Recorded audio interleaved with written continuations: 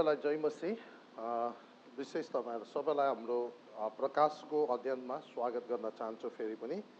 र अस्तिको हप्ता हामीले प्रकाशको 19 अध्यायको पहिलो भाग भनौं 1 पददेखि लिएर 10 पदसम्म हामीले हेरेका थियौं र आज म 19 अध्यायको 11 देखि लिएर अन्तिम 21 पदसम्म हामी हेर्न गइरहेका छौं। र विशेष परमेश्वरलाई धन्यवाद होस्, यो समयसम्म प्रभुले हाम्रो टिमलाई अनि हामी सबैलाई अनुग्रह राखेर यो सबै कुरा यहाँसम्म पुग्नमा सहायता गरिरहनु भएको छ र तपाईहरुको प्रार्थना सहयोगको लागि धेरै धेरै धन्यवाद। र हामी अब प्रकाशको अन्तमा आइसकेका छौं र प्रभुलाई विशेष हामी हाम्रो हृदयबाट धन्यवाद चढाउँछौं, किनकि उहाँ बिना, उहाँको अनुग्रह बिना हामी केही पनि गर्न सक्दैनौं। र आज म प्रकाश 19 अध्यायको 11 देखि लिएर 21 पदसम्मलाई हामी अगाडि बढाउन गइरहेका छौं। अनि विशेष हामीलाई थाहा छ यो प्रकाशको पुस्तकमा कति कुरा अगाडि जुन 19 अध्यायको 1 देखि लिएर 10 पदसम्म चाहिँ सुनेको कुराहरू छ भने मतलब यूहन्नाले चाहिँ सुनेको है, त्यहाँदेखि 11 देखि उता चाहिँ उसले दर्शनमा देखेको कुराहरू त्यहाँनिर व्याख्या गरिरहेको छ। अनि 19 अध्यायको 11 देखि उता अन्तिमसम्म चाहिँ ख्रीष्ट येशूको अब संसारमा दोस्रो आगमनको विषयमा वर्णन गरेको हामी पाउँछौं।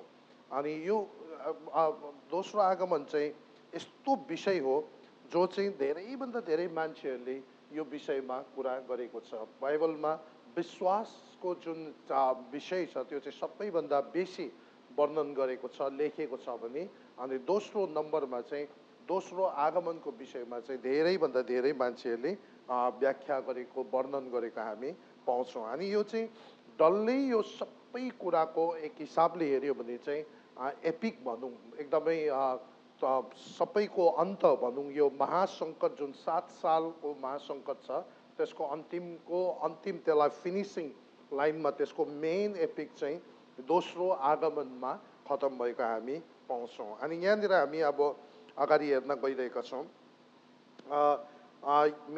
मैले स्वर्ग उघ्रेको देखेँ र त्यहाँ एउटा सेतो घोडा देखेँ, त्यसमाथि सवार हुनुहुने विश्वासयोग्य र सत्य कहलानुहुन्छ, धार्मिकता उहाँको इन्साफ र युद्ध गर्नुहुन्छ है। अनि यहाँ चाहिँ यो जुन विषय छ यहाँनिर के भनेको छ भने ख्रीष्ट येशूको दर्शन, प्रभु येशू ख्रीष्ट जुन दोस्रो आगमनमा अब यो संसारमा आउनु हुँदाखेरि उहाँको विषयमा जुन देखेको दर्शनको विषयमा चाहिँ यूहन्नाले यो कुराहरू वर्णन गरिरहेका हामी पाउँछौं है। अनि यो विषय जुन 19 अध्यायमा आउँदाखेरि चाहिँ नयाँ नियममा चाहिँ कहीँ पनि हालेलुया भन्ने शब्द चाहिँ वास्तवमा नयाँ नियममा यहाँनिर आएर मात्रै हामी भेटाउँछौँ है, अरू पुस्तकहरूमा हामी पाउँदैनौँ। पुरानो नियममा हालेलुया भनेको छ तर विशेष गरी भजन सङ्ग्रहहरूमा, तर नयाँ नियममा चाहिँ आएर प्रकाशको पुस्तकको अन्तमा मात्र जब क्लाइमेक्समा पुग्दाखेरि मात्र हालेलुया भन्ने शब्द हामी भेट्छौँ।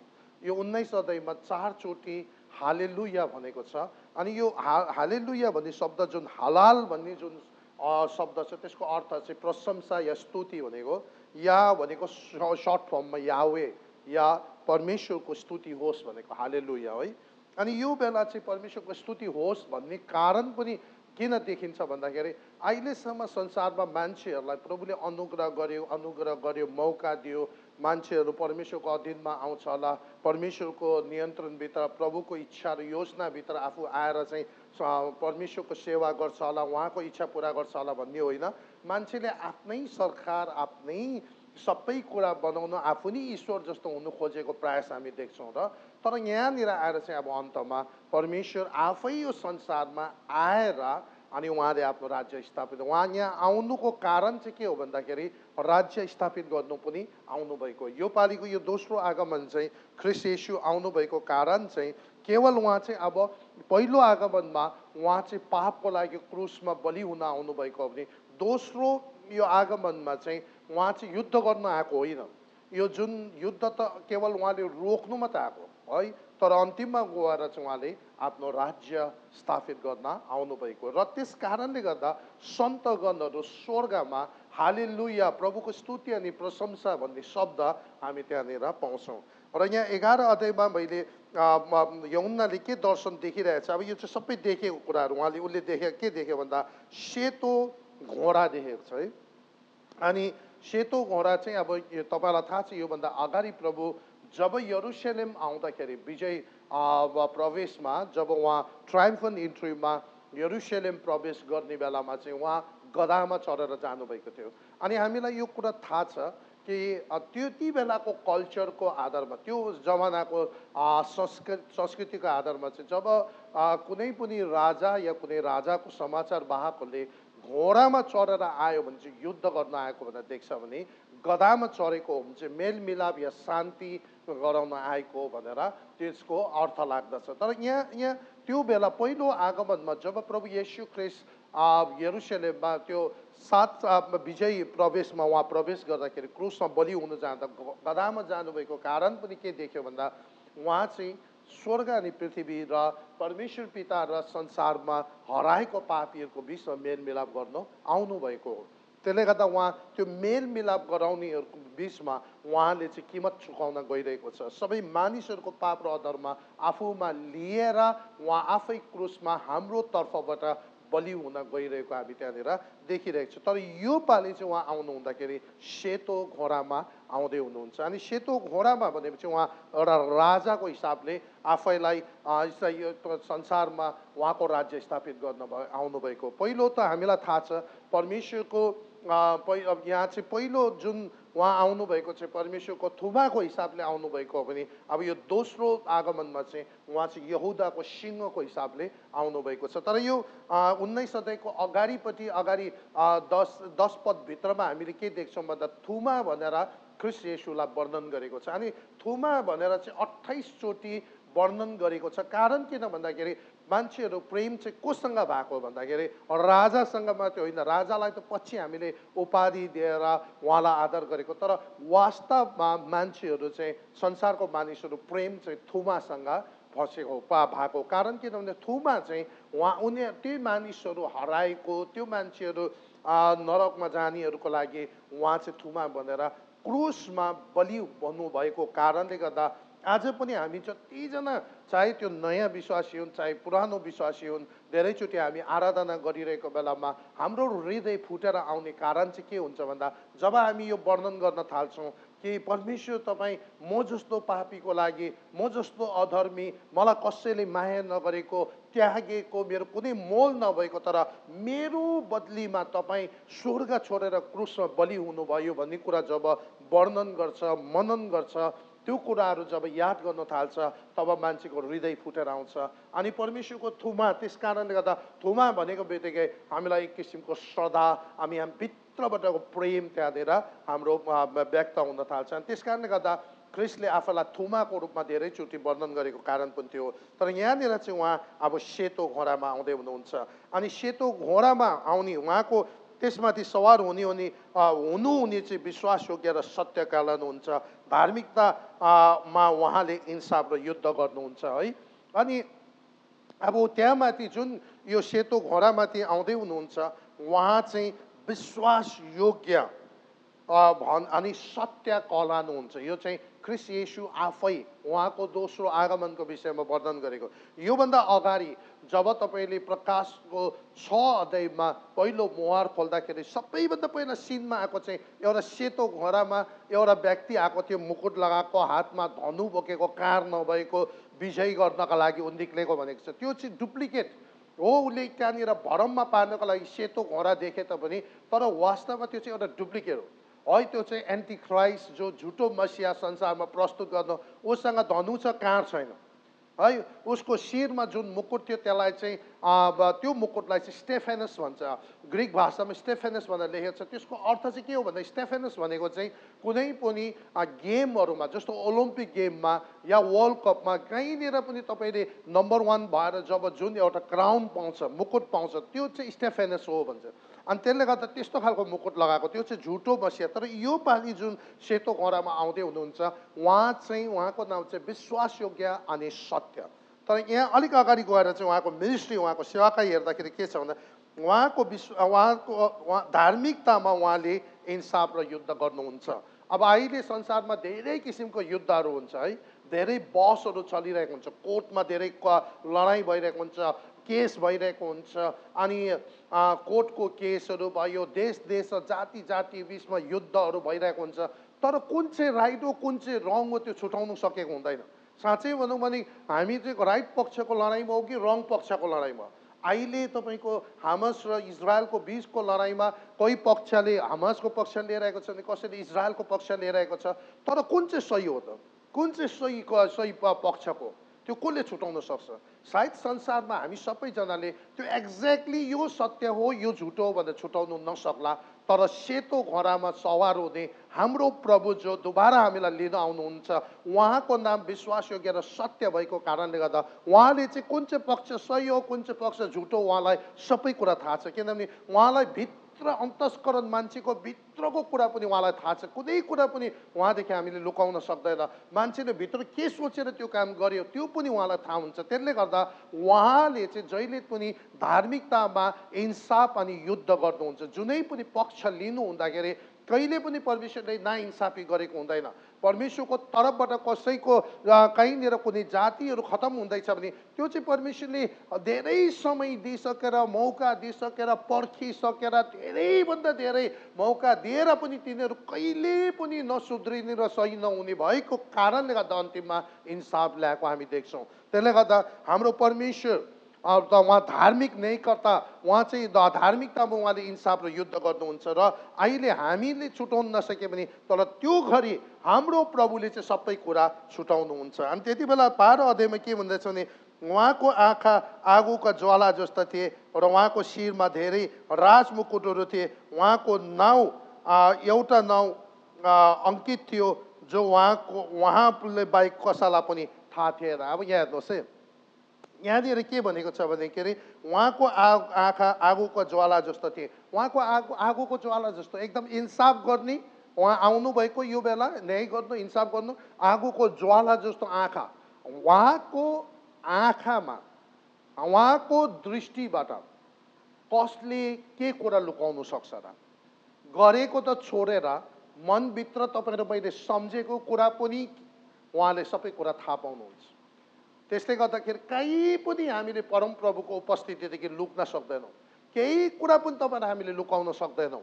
अनि उहाँले सबै कुरा देख्नुहुन्छ।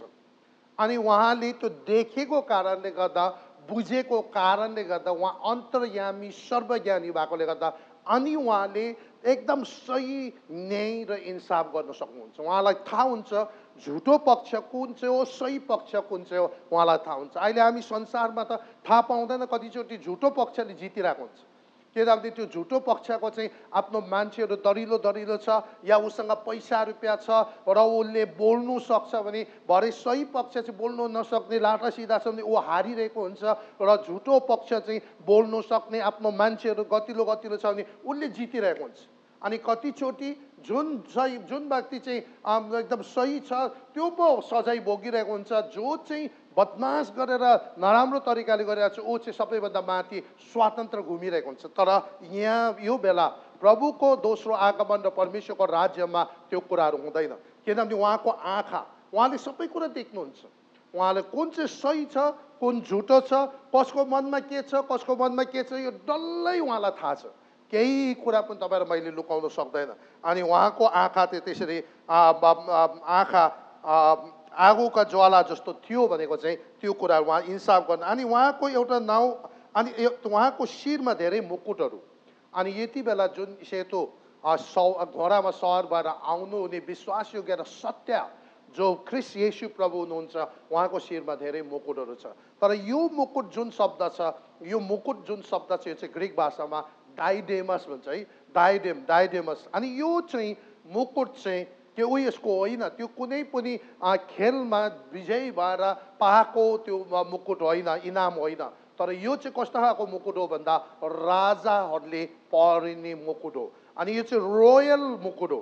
अनि त्यसले गर्दाखेरि यहाँ चाहिँ ख्रिस्ट येशू प्रभुमा जुन यो मुकुट पहिराएको छ यो चाहिँ राजाको मुकुट हो। अनि एउटा यस्तो नाम छ जुन नाम चाहिँ केवल उहाँ बाहेक अरू कसैलाई थाहा छैन, किनभने उहाँ परमेश्वर हो। त्यो उहाँ चाहिँ परमेश्वर हो। त्यस कारणले गर्दाखेरि उहाँको नाम उहाँलाई मात्र त्यो थाहा भएको हामी यहाँनिर देख्दछौँ। अनि यहाँनिर जब हामी 13 पदमा आइपुग्छौँ उहाँले रगतमा चोबालेको पोषक परनु भएको थियो र उहाँको नाउँ परमेश्वरको वचन थियो। अब यहाँनिर यूहन्नाद्वारा के पुरा यो कुरा रगतमा चोबालेको पोषक परेको थियो। अनि यो रगतमा चोबालेको पोषकमा चाहिँ धेरैजना व्यक्तिहरूको आफ्नो आफ्नो विचारहरू छ। कतिले चाहिँ के भन्छ भने क्रुसमा जाँदा तपाईँ र मेरो लागि बगाएको रगतको कुरा मान्छेहरूले गर्छ भने, अनि कतिले चाहिँ यहाँनिर चाहिँ के भन्दछ भने यो रगत चाहिँ सन्तहरूको उहाँको आफ्नो क्रुसमा गएको बेलाको रगत होइन। अनि कतिले यो भन्ने गर्छ यो चाहिँ इभन त्यो सन्तहरूको रगत पनि होइन, तर यो चाहिँ उहाँले रगत चाहिँ कसको हो भन्दाखेरि उहाँको शत्रुहरूको लागि, है उहाँको विरुद्धमा खडा हुनेहरूको लागि। तपाईँले मैले यसियाको पुस्तकमा जब 63 यसिया 63 गएर हेऱ्यो भने 1 देखि 3 पदसम्म जब तपाईँले मैले हेऱ्यो भने यहाँनिर हामी एकछिन एउटा म तपाईँको निम्ति पढिदिन्छु है। यसियाको पुस्तक 63 को 1 देखि लिएर 3 पदसम्म यहाँनिर यसरी लेखेको छ यसिया अगमवक्ताद्वारा।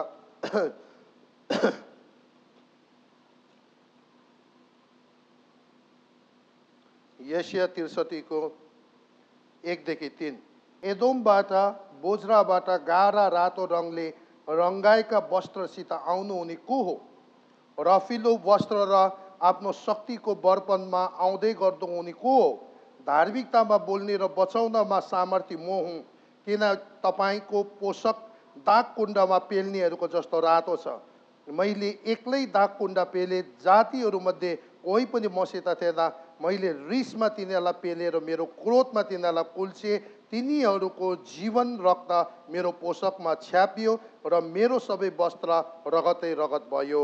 यहाँनिर चाहिँ त्यो यसिया 63 को 1 देखि 3 पदमा के भनेको छ भन्दाखेरि अब यो चाहिँ परमेश्वरको विरुद्धमा खडा हुनेहरूको विरुद्धमा प्रभुले त्यो दागकुण्डमा भने जति पनि त्यो अङ्गुरहरू जहाँनिर चाहिँ टिपेर मान्छेहरूले त्यसको रस निकाल्नको लागि त्यसलाई पेल्छ, त्यसरी नै है प्रभुले आफ्नो शत्रुहरूलाई त्यो एदोमबाट बोज्राबाट निक्लेर आउने को हो भन्दाखेरि त्यो चाहिँ ख्रीष्ट येशू प्रभुको विषयमा भनेको। अनि त्योनिर चाहिँ त्यसरी दागकुण्डमा पेलिँदाखेरि त्यसको त्यो रगतहरूले चाहिँ प्रभुको पोषकलाई त्यो पेलिने व्यक्तिको पोषकलाई रङ्गाएको कुरा भनेर यसिया अगमवक्ताले त्यहाँनिर चाहिँ अगमबानी गरेको छ। अनि यो चाहिँ प्रभु येशू ख्रीष्टको त्यो अगमबानी चाहिँ यहाँनिर हामी पुरा देख्छौँ। अनि उहाँको वस्त्र चाहिँ डल्लै रगतले पुरा चुर्लुमै पुरा भिजेको थियो भनेर त्यहाँनिर 13 अध्यायमा हामी पाउँछौँ। त्यहाँ 13 पदमा हामी पाउँछौँ। अनि र उहाँको नाउँ परमेश्वरको वचन थियो। अनि उहाँको नाउँ चाहिँ के थियो भन्दा परमेश्वरको वचन। वचन चाहिँ लोगोस। हामीलाई पहिलादेखि थाहा छ यूहन्नाको सुसमाचारमा पहिलो अध्यायमा 1 पदमा भनेको छ आदिमा वचन थियो, वचन परमेश्वरसँग थियो र वचन नै परमेश्वर हो। र 14 पदमा गएर त्यही वचनले देहधारी भएर आउनुभयो र त्यो वचन चाहिँ येशू ख्रीष्ट स्वयं हुनुहुन्छ। अनि यहाँ चाहिँ प्रभु येशूको विषयमा बताएको उहाँको दोस्रो आगमनमा जब उहाँ आउँदाखेरि एकदम धार्मिकतामा न्याय गर्नुहुन्छ, तर साथसाथै उहाँको रगतले चोबालेको पोषकको कुरा पनि उहाँको शत्रुहरू दागकुण्डमा पेलेको जस्तो पेलेर उहाँको वस्त्रहरू पनि सबै रङ्गेको हुन्छ भनेर भनेको छ। अनि 14 मा स्वर्गका सेनाहरू सेता र स्वच्छ मलमलका वस्त्र पहिराई सेता घोडाहरूमा चढेर उहाँको पछि पछि लागे। अब हेर्नुहोस् 14 पदमा स्वर्गमा पनि जुन सेनाहरू, यो चाहिँ स्वर्गदूतहरूको विषयमा कुरा गरेको होइन, यो चाहिँ जति पनि अघि प्रभुसँग ऱ्याप्चर भएर गएको जनहरू छ, जो प्रभुका पुगेको छ, माथि भोजभित्र आएको छ, पहिलो भोज जानेर विवाहको भोज थुमाको भोजमा जानेर भाग लिन पुगेको व्यक्तिहरू चाहिँ अब यहाँ यिनीहरू पनि के छ भन्दाखेरि उनीहरू पनि सेतो घोडामा चढेर अघि प्रभु येशू ख्रीष्ट अनि उनीहरू पछि सबैजना प्रभुसँगै आउने अब यो संसारमा आइरहेको हामी देख्छौँ। तपाईँले यहुदाको पुस्तकमा तपाईँले पढ्नुभयो 1 अध्यायको 14 यहुदाको एउटै मात्र छ, त्यसको 14 पदमा तपाईँले हेर्नुभयो भने त्यहाँनिर लेखेको छ कसरी परमेश्वरसँगै ती सन्तहरू पनि त्यहाँनिर आएको हामी पाउँछौँ। आदमदेखि 7औं पुस्तकका हनोक पनि र मानिसको विषयमा यस्तो अगमबानी बोलेका थिए। हेर परमप्रभु आफ्नो असङ्ख्य पवित्र जनसँग आउनुभयो। यहुदा 1 को 14 पदमा यहुदाको 14 पदमा त्यहाँनिर लेखेको छ असङ्ख्य सन्तगणहरूसँग परमेश्वर पृथ्वीमा आइरहेको हामी त्यहाँनिर देख्दछौँ। अनि यहाँनिर जाति जातिहरूलाई प्रहर गर्न उहाँको मुखबाट धारिलो तलवार निस्किन्छ र उहाँले फलम र डन्डाले तिनीहरूमाथि शासन गर्नुहुन्छ। सर्वशक्तिमान परमेश्वरको क्रोधको दागकुण्डा उहाँले कुल्चिनुहुन्छ। उहाँको पोषक र तिग्रामा राजाहरूका राजा र प्रभुहरूका प्रभु अङ्कित छ। यहाँनिर के छ भन्दाखेरि अब स्वर्गका सेनाहरू उहाँको पछि, ती सबै सन्तगणहरू बाँचेको ऱ्याप्चर भएको सन्तहरू त्यहाँनिर उहाँको पछि पछि लागेको छ। अनि जाति जातिहरूमाथि प्रहार गर्न उहाँको मुखबाट धारिलो तलवार निस्किन्छ। यो चाहिँ परमेश्वरको वचन है। परमेश्वरको वचन हिब्रू 4:12 के भनेको छ भन्दाखेरि धारिलो तलवार, दुई धारे तलवार जस्तो। अनि परमेश्वरको वचन चाहिँ सत्य हो, त्यसले गर्दा त्यसले इन्साफ गर्छ। अनि त्यसले गर्दा परमेश्वरले मान्छेलाई उहाँको वचनद्वारा वार पार गर्नुहुन्छ। अनि त्यहाँनिर त्यो सबै जातिहरूलाई उहाँको वचनको आधारमा उहाँले निर्णय गर्नुहुन्छ, सबैलाई न्याय गर्नुहुन्छ। र यस कारणले गर्दा तपाईँहरू मेरो सबै जीवनमा जब हामी सेवाकाई गर्छौँ, आराधना गर्छौँ, दिन्छौँ, जीवन जिउँछौँ, जेसुकै गरौँ, प्रार्थना गरौँ, गीत बनाऊँ, भजन गाउँ, जेसुकै गरौँ, तर त्यो चाहिँ परमेश्वरको वचनको आधारमा हुनुपर्छ। किनभने वचन चाहिँ परमेश्वर स्वयं हो र वचन चाहिँ हाम्रो सबैभन्दा मेन कुने ढुङ्गा हो। वचनको आधारमा सबै कुरा हुनु पर्यो। हाम्रो आराधना, हाम्रो मिसन, हाम्रो दर्शन, हाम्रो प्रार्थना, हाम्रो भजन, हाम्रो सबै भजनको एक एकवटा लिरिक्सहरू पनि परमेश्वरको वचनको आधार। किनभने त्यही वचन चाहिँ अन्तिममा प्रभु येशू ख्रीष्ट यो संसारमा आउँदाखेरि पनि जाति जातिहरूमाथि प्रहार गर्दाखेरि त्यो जुन तलवार जुन थियो त्यो चाहिँ उहाँको मुखबाट निक्लेको त्यो धारिलो वचन हो। त्यो वचनद्वारा चाहिँ प्रभुले न्याय गर्नुहुन्छ, सबै कुराहरू छुटाउनुहुन्छ। अनि यहाँनिर के भनेको छ भन्दाखेरि अनि उहाँले चाहिँ अब मुखबाट आफ्नो धारिलो तलवार निस्किन्छ र उहाँले फलाम र डन्डाले तिनीहरूमाथि शासन गर्नुहुन्छ। यति बेला चाहिँ जब प्रभु येशू ख्रीष्ट यो संसारमा दोस्रो आगमन भइसकेर 1000 वर्षको लागि जब उहाँले राज्य गर्नुहुन्छ, त्यति बेला उहाँको शासन जुन छ एकदमै धार्मिकता र न्यायमा उहाँले इन्साफ राज्य गर्नुहुन्छ। 1000 वर्षको जुन राज्य चाहिँ त्यति बेला प्रभु येशू ख्रीष्टले 50% मात्र आधा मात्र समर्पण भएको उहाँले माग्नुहुन्न। उहाँले जब त्यति बेला उहाँले राज्य गरिरहेको बेलामा मान्छेहरूबाट उहाँले डिमान्ड गर्दा चाहिँ के गर्छ भने 100% ओबिडियन्स माग्नुहुन्छ। 100% समर्पण, 100% आज्ञाकारिता माग्नुहुन्छ उहाँको राज्यभित्र। यसले गर्दा उहाँले डन्डा र थलमले उहाँको राज्य गर्नुहुन्छ एकदम धार्मिकताको साथ। उहाँले त्यहाँनिर सम्झौता गरेर आधा यता आधा उता त्यस्तो केही पनि हुँदैन। जब उहाँलाई दिनुहुन्छ भने हामी सबै कुरा नत्र पनि होइन। जसरी हामीले पहिलो राजा 21 अध्यायमा हामीले देखिरहेको थियौँ, माउन्ट कार्मलमा जुन कार्मल भन्ने डाँडामा चाहिँ एलियाले चाहिँ त्यहाँनिर बाल र असेरा देवी मान्नेहरूको उनीहरूको पुजारी 850 जस्तो, अनि यता इजरायलीहरूको छ अगाडि आएर चाहिँ सिधै एलियाले भनेको छ, ए सारा इजरायली समुदायहरू, यदि तिमीले यावेलाई मान्ने हो भने यावेलाई मान्न, या बाललाई मान्छ भने बाललाई मान। तर दुईतिर घरि कोही बेला बाललाई, घरि कोही बेला असेरा देवीलाई, घरि त्यसलाई यावेलाई मान्नु हुँदैन। यसरी दुई चित्ता र दुईतिर राखेको परमेश्वरले मन पराउनुहुन्न। अनि यो चाहिँ पक्का हो, परमेश्वरले जब माग्नुहुन्छ 100% ओबिडियन्स, 100% सरेन्डर, 100% समर्पण, आज्ञाकारिता उहाँले माग्नुहुन्छ। यानि त्यसले गर्दा उहाँले आफ्नो राज्य गर्दाखेरि फलाम अनि डन्डाले उहाँले शासन गर्नुहुन्छ भनेको कारण चाहिँ त्यो खालको समर्पण परमेश्वरले मान्छेबाट आशा गर्नुहुन्छ। अनि त्यति बेला चाहिँ सर्वशक्तिमान परमेश्वरको क्रोधको दागकुण्डा उहाँले कुल्चनुहुन्छ। अनि उहाँ दोस्रो आगमनमा त्यहाँनिर आइरहेको बेलामा उहाँले चाहिँ अब उहाँको विरुद्धमा आउने सबै मान्छेहरूलाई जसरी अङ्गुरको रसले त्यो दागकुण्डमा दाग निकाल्नका लागि जसरी पेल्छ, त्यसरी उहाँलाई सबै कुरा पेल्नुहुन्छ। त्यति बेला भेडा र बाख्रा उहाँले छुटाउनुहुन्छ। उहाँको पोषक र तिग्रामा राजाहरूको राजा, प्रभुहरूका प्रभु अङ्कित छ। अनि उहाँको एउटा त्यति बेला चाहिँ उहाँको एउटा के छ भन्दाखेरि टाइटल, उहाँको विषयमा उहाँले यो टाइटल के भनेको छ भने राजाहरूको पनि उहाँ के हुनुहुन्छ, राजा अनि प्रभुहरूका पनि प्रभु हुनुहुन्छ। उहाँलाई हामीले हाम्रो जीवनमा राजा अनि प्रभु यो दुइटै बनाउनुपर्छ है। उहाँलाई हामीले केवल एउटा हाम्रो काम गर्ने, हाम्रो समस्या हल गर्ने, हामीलाई आशिष मात्रै दिइरहने, हामीलाई चङ्गाई मात्रै गर्ने बनाउनु हुँदैन। उहाँ प्रभु हो, मृत्युबाट बौरिने उहाँ प्रभु हुनुहुन्छ। उहाँ प्रभु नै हो, हामीले बनाएन भने पनि उहाँ प्रभु हो, प्रभुका प्रभु हो। र एक दिन सबै घुँडा उहाँको अगाडि टेक्नुपर्छ, सबै जिब्रोले उहाँलाई प्रभु भनेर स्वीकार्नुपर्छ। र यहाँनिर आउँदाखेरि पनि उहाँको अगाडि एउटा नेम प्लेट चाहिँ के छ भने राजाहरूको पनि राजा, प्रभुहरूका प्रभु, एउटा ओरिजिनल उहाँको राइटफुल प्लेस हो यो चाहिँ। किन उहाँ राजाहरूको राजा, प्रभुका प्रभु? किनभने यो सम्पूर्ण सृष्टि, सारा देखिने दृश्य र अदृश्य, खोला नाला सागर माथादेखि लिएर विभिन्न यो मानिसहरू संसारमा भएको, चाहे त्यो ठुल्ठुलो धनी होस्, चाहे गरिब होस्, चाहे जोसुकै होस्, सबैलाई परमेश्वरले सृष्टि गर्नुभएको। यहाँको हावा पानी रुख पात मान्छे डल्लै उहाँले सृष्टि गर्नुभएको। राइटफुल्ली आधिकारिक रूपमा उहाँ चाहिँ यसको मालिक हो, प्रभु हो। यसको मालिक चाहिँ उहाँ हो र यसलाई शासन गर्ने पनि उहाँ नै हुनुहुन्छ। त्यस कारणले गर्दा आज हामीले जानेर बुझेर आफै हाम्रो जीवनको शासन गर्ने, आफै नै जीवनको मालिक हामीले बनाउनु हुँदैन।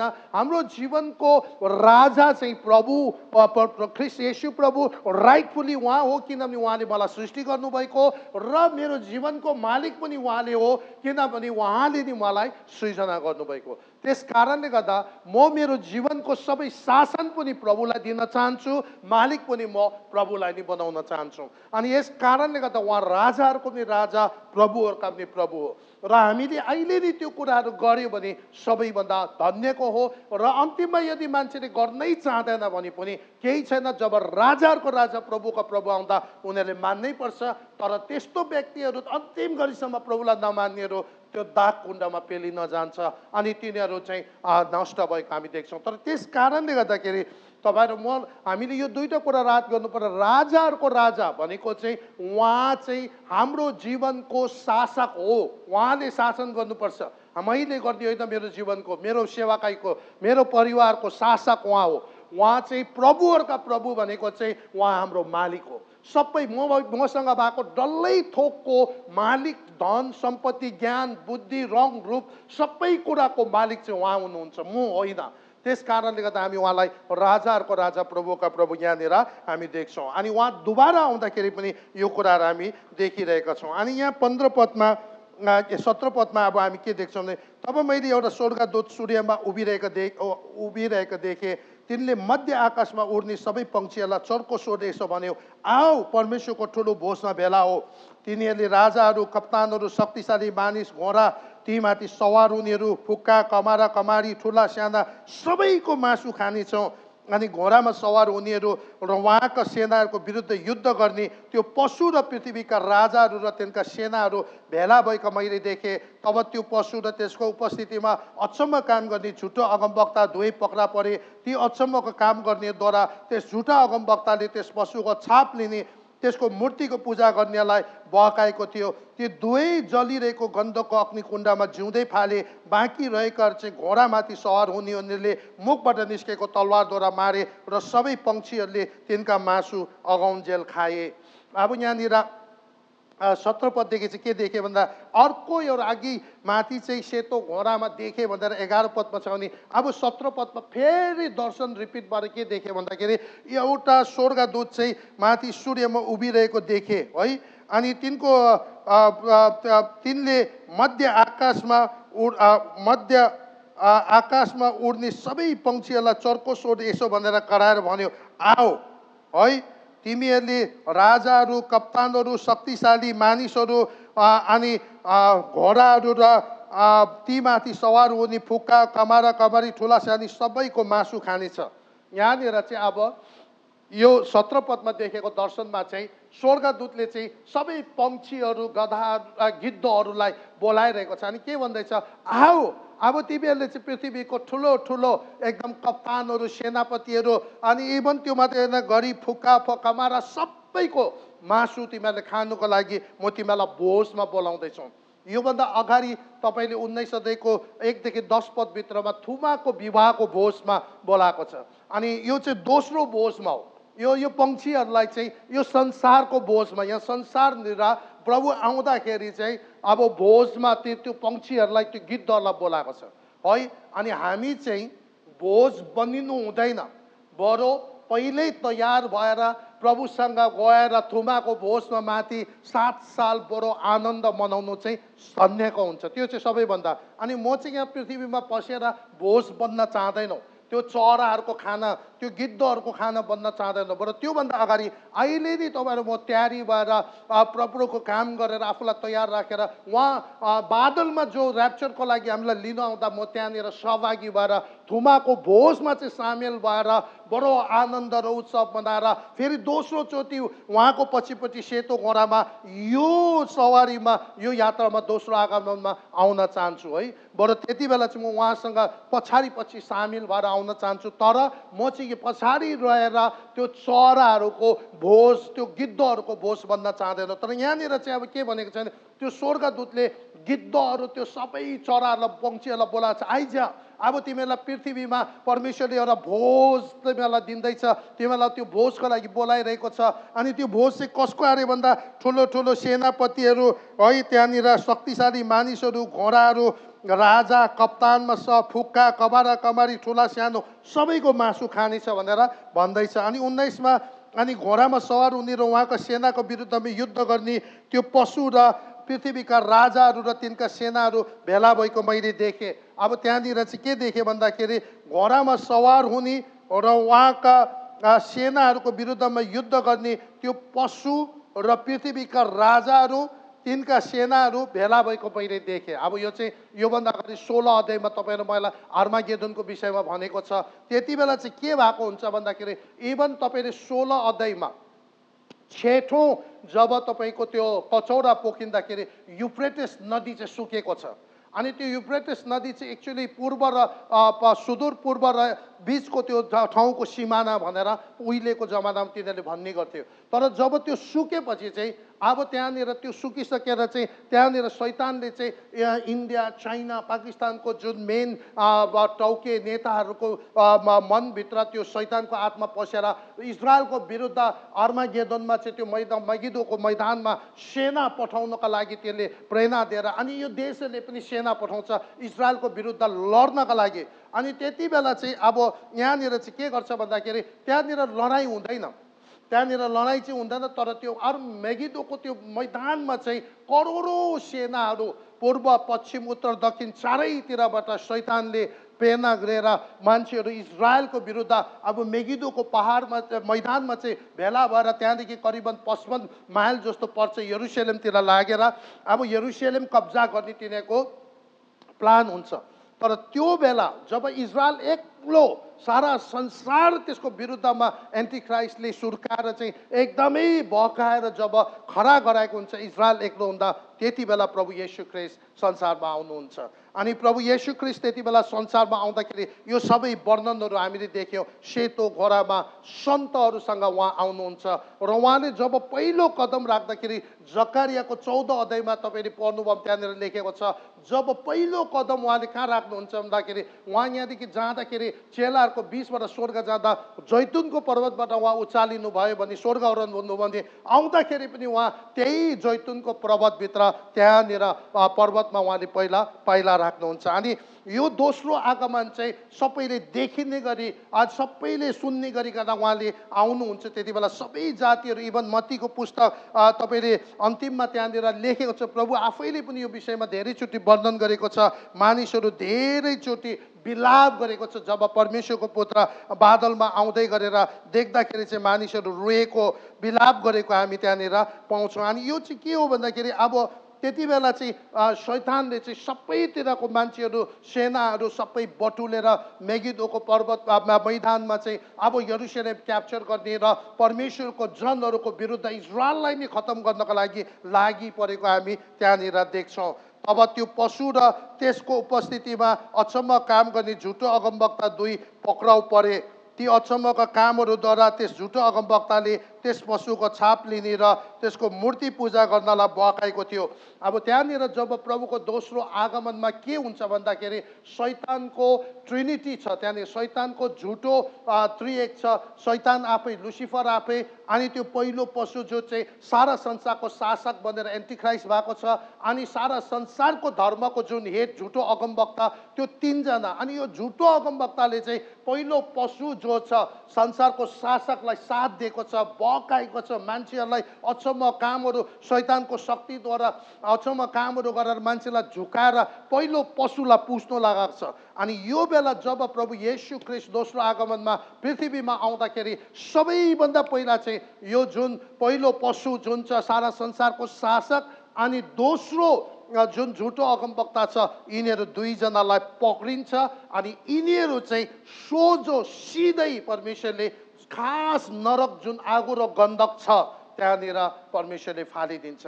अनि त्यहाँदेखि अगाडि तपाईँले पढ्दै गर्नुभयो भने शैतानलाई चाहिँ परमेश्वरले जो चाहिँ लुसिफर छ त्यसलाई चाहिँ पक्रेर प्रभुले 1000 सालको लागि अतल कुण्डमा थुनिदिन्छ। त्यसलाई चाहिँ सिधै आगो र गन्धकमा हाल्दैन तर उसलाई चाहिँ अतल कुण्डमा थुनिदिन्छ। अनि यो कुरा पनि हामीले याद गर्नु होला। कति मान्छेले के सोच्छ भने शैतान त नरकको राजा होला। होइन, शैतान नरकको राजा हुँदैन। शैतान नरकमा तर्पिन्छ, बिजोक हुन्छ, उसलाई सबैभन्दा साह्रो हुन्छ र शैतानको साथसाथमा जानेहरू झन् बेसी त्यसरी पीडामा बस्नुपर्ने हुन्छ। अनि त्यहाँनिर कोही राजा हुँदैन, कसैको राज्य छैन। त्यहाँनिर अन्धकार छ, आगो छ, गन्धक छ, त्यहाँनिर एकदमै धेरै पीडा छ। अनि शैतान र शैतानको साथमा लाग्नेहरू सबै त्यहाँनिर पर्न जान्छ। अनि त्यहाँनिर अब के भएको छ भने त्यो झुटो अगमवक्ता र त्यो पहिलो पशु त्यहाँनिर गएको छ अनि आगो र गन्धक र अग्निकुण्डमा जिउँदै फालेको छ।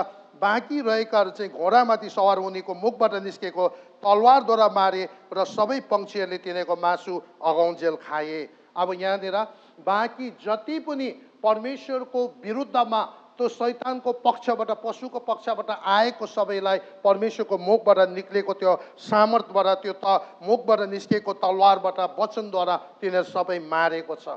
अनि तिनीहरूको लास चाहिँ अब अघि जुन भोजको लागि स्वर्गदूतद्वारा दर्शन दिएर बोलाएको छ त्यो चराहरूले त्यो सबै गिद्धहरूले अब त्यो मान्छेको सिनो लासहरू तिनीहरूले खाने अनि तिनीहरूले भोज गर्छ।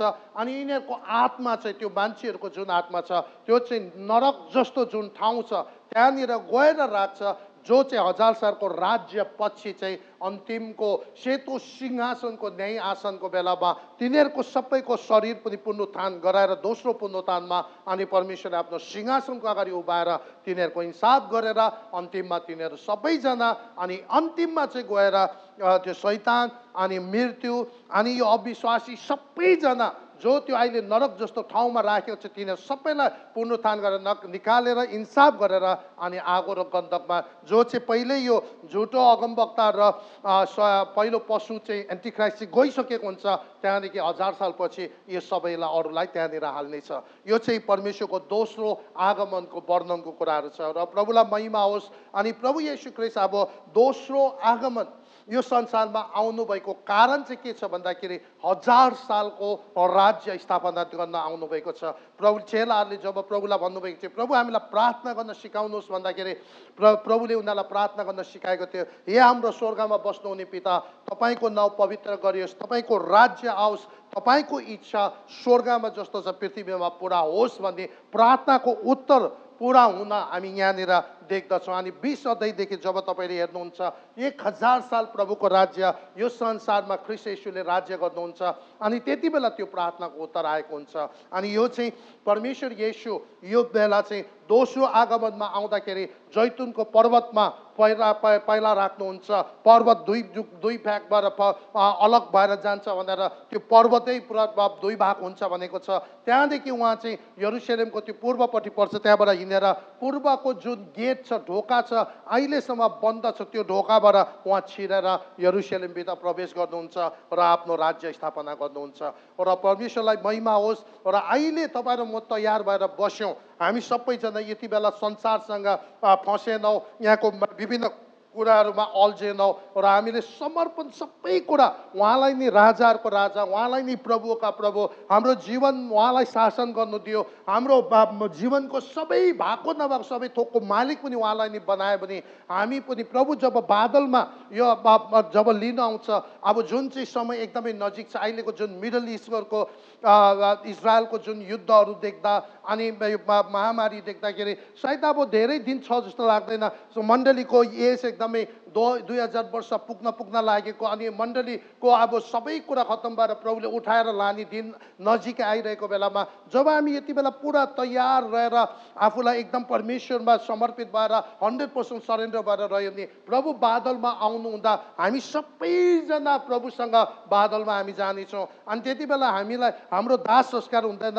हाम्रो फ्युनरल हुँदैन, किनभने हाम्रो यहाँ डेड बडी हुँदैन, कसैले हाम्रो लागि कफिन बनाउनु परेन, माटो खन्नु परेन, हाम्रो लागि कुनै भजन गाउनु परेन, तर हामी सिधै परिवर्तन हुन्छौँ। हाम्रो बडी यहाँ पाउँदैन, हामी यहाँदेखि सिधै स्वर्गमा हामी बादलमा हामी जान्छौँ। अनि त्यहाँदेखि हामी स्वर्गमा गएर त्यो भोजमा थुमाको भोजमा हामी त्यहाँनिर 7 साल भोज पार्टीमा हामी बसेर अनि थुमाको त्यो भोजभित्र सबै कुरा पाएर मुकुट पाएर इन्साफ पाएर त्यो बिमा सिंहासनको अगाडि हाम्रो इन्साफ हुन्छ, हिसाब किताब हुन्छ, मुकुटहरू पाउने त्यहाँदेखि त्यो भोजमा हामी आनन्द लिएर प्रभु यो 19 अध्यायको 11 देखि यता जुन प्रभु येशू ख्रीष्टको दोस्रो आगमन संसारमा आउने वर्णन गरेको छ त्यसमा उहाँ अघि अघि हामी सबैजना उहाँको पछि पछि सेतो घोडामा आउनेछ अनि हामी जैतुनको पर्वतमा राख्नेछ अनि उहाँ आउँदै गर्दाखेरि चाहिँ उहाँको सबै विरुद्धमा खडा भएको त्यो मेगिदोमा भेला भएर राखेको डाङडुङ सेनाहरू अनि जति छ त्यति बेला परमेश्वरले त्यो दाग कुण्डमा पेलेको जस्तो त्यहाँ पेल्नुहुन्छ। सबैभन्दा पहिलो पशु त्यो एन्टिक्राइस्ट सारा संसारको शासक बनेर बस्ने अनि झुटो अगमवक्तालाई पक्रेर सिधै आगो र गन्धकमा फालिदिनुहुन्छ अनि शैतानलाई 1000 सालको लागि अतल कुण्डमा लुसिफरलाई त्यहाँनिर बाँधिदिनुहुन्छ अनि उसको पक्षबाट लड्ने सबैजना परमेश्वरको मुखबाट निक्लेको तलवार र वचनद्वारा नाश हुन्छ।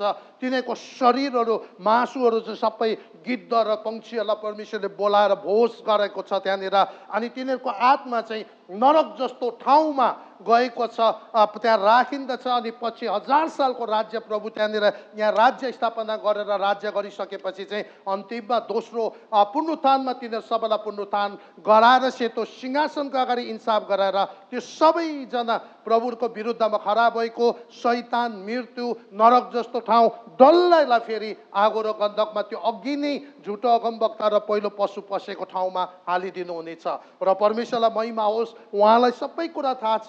कतिचोटि हामीले हेर्दाखेरि हाम्रो मूल्याङ्कनले यो मान्छे किन यति साह्रो यस्तो भएको होला, यो त यति राम्रो छैन तर यसको उन्नति किन भएको होला भन्ने हामी सोच्छौँ, तर परमेश्वरलाई मनभित्रको कुरा थाहा हुन्छ, परमेश्वरलाई भित्रको हृदय थाहा हुन्छ। त्यही कारणले गर्दा उहाँ विश्वासयोग्य र सत्य हुनुहुन्छ। उहाँको इन्साफ चाहिँ धार्मिक र सत्य छ। कारण किनभने उहाँको लागि मात्र छुटाउन सक्छ कुन कुरा ठिक हो कुन बेठिक हो, कुन लडाइँ ठिक छ, कुन पक्ष सही हो कुन पक्ष सही होइन, सबै कुरा परमेश्वरलाई मात्र थाहा छ। त्यस कारण गर्दा परमेश्वरलाई महिमा होस्। र अब हामी दोस्रो अर्को आइतबार चाहिँ 1000 सालको राज्यमा हामी त्यो कुरालाई हेर्नेछौँ। तबसम्म परमेश्वरले तपाईँलाई सुरक्षा गरून्, प्रभुले आशिष गरून् र हामी सबैजना तयारी रहौँ। हामी यस्तो एक्साइटेड टाइममा छौँ, कुनै पनि मोमेन्ट उहाँ हामीलाई बादलमा लिन आउन सक्नुहुन्छ। अल्झेर नबसौँ प्रिय हो। यदि अल्झेर छुट्यो भने चाहिँ 7 सालको महासङ्कट चाहिँ एकदमै गाह्रो छ। पशुको छाप कर लगाएर झुक्काएर पनि लगाइदिन्छ र त्यति बेला चाहिँ झुक्केर पनि लगाएको छ भने अब त्यसको उद्धार मुक्ति पाउने मौका हुँदैन अनि अनन्त अनन्त नरकमा जानुपर्ने हुन्छ। त्यस कारणले गर्दा तपाईँ र मैले प्रभुलाई अगाडि नै अहिलेदेखि नै समर्पित भएर बरु तयार भएर बसौँ र परमेश्वर दुला हाम्रो लिन आउँदा हामी सबैजना जो एकदमै उहाँसँग माथि चढ्न सकौँ र अनन्त जीवन चाहिँ एकदमै बहुमूल्य छ। यदि परमेश्वरले तपाईँलाई मलाई सोध्यो म तँलाई संसारको राजा बनाइदिन्छु, अरबौँ करोडौँ वर्ष तँलाई बिना बिमार एकछिन पनि बिमार नभएर जिउन दिन्छौँ अनि सबै यहाँभित्रको मोस मस्ती म तँलाई दिन्छु, तर एक दिन जब त संसार छोडेर आउँछ त्यो दिन चाहिँ म तँलाई मेरो राज्यमा एक पैला पनि टेक्नु दिन्दिनँ। ल हामी एग्रिमेन्ट गरौँ भन्यो भने के तपाईँ साइन गर्नुहुन्छ? म साइन गर्न सक्दिनँ, किनभने हामीलाई के हुन्छ भने थाहा हुन्छ करोडौँ वर्ष पनि एक दिन सकेर जान्छ तर अनन्त अजम्बरी कहिले पनि सक्दैन र करोडौँ वर्ष सकिसकेपछि त्यहाँदेखि जुन दिन मेरो मृत्यु हुन्छ त्यहाँदेखि चाहिँ अनन्त उहाँदेखि बिछोड भएर नरकमा जानु हो भने प्रभु मलाई संसारको राजा पनि चाहेन, करोडौँ वर्ष बिना बिमारको जीवन पनि चाहेन, यहाँको सबैभन्दा राम्रो राम्रो कुराहरू पनि चाहेन। बरु दिनमा एक छाकमा त खाना खानु पाओस्, सालमा एक सोरोमा त लुगा लाउनु पाओस्, तर प्रभुको सेवा गर्दै रहन सकौँ र यहाँदेखि गएपछि चाहिँ अनन्त अनन्त नयाँ पृथ्वी र नयाँ स्वर्गमा मेरो परमेश्वरसँग रहन पाऊँ। यो चाहिँ सबैभन्दा महत्त्वपूर्ण कुरा हो र प्रिय हो, हामी अन्यथा अरू कुरामा नबोलौँ र परमप्रभुमा समर्पित भएर रहौँ। उहाँ राजाहरूको राजा, प्रभुका प्रभु, फेरि आउँदै गर्नुहुने राजा हुनुहुन्छ। परमेश्वरलाई महिमा होस्। हामी छोटो प्रार्थनाको साथ आजको सेसन अन्त गर्छौँ। परमेश्वर बुवा, हामी तपाईँलाई धन्यवाद चढाउँछौँ तपाईँको वचनको लागि र तपाईँले अघिबाट यो डल्लै कुरा हामीलाई देखाइदिनु भएको लागि धन्यवाद चढाउँछौँ र हामी एक्साइटेड छौँ प्रभु। हामीलाई तपाईँले यस्तो खालको पिँढीमा राखिदिनु भएको छ कि अब हाम्रो दुल्हा आउँदै हुनुहुन्छ। हामी सबैलाई तयार हुन दिनुहोस्।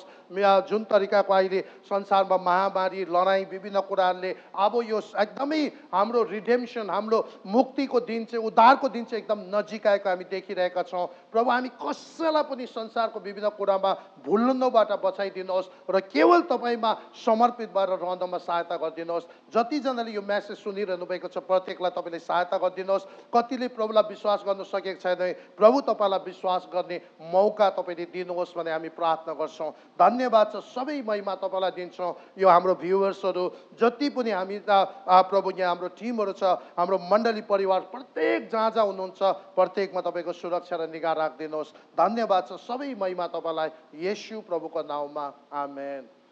हुन्छ, जय मसीह। प्रभुले तपाईँलाई धेरै आशिष गरून् र अर्को हप्ता हामी 1000 सालको राज्यमा फेरि हेर्नेछौँ। तपाईँसम्म परमेश्वरले तपाईँलाई सुरक्षा राखौँ।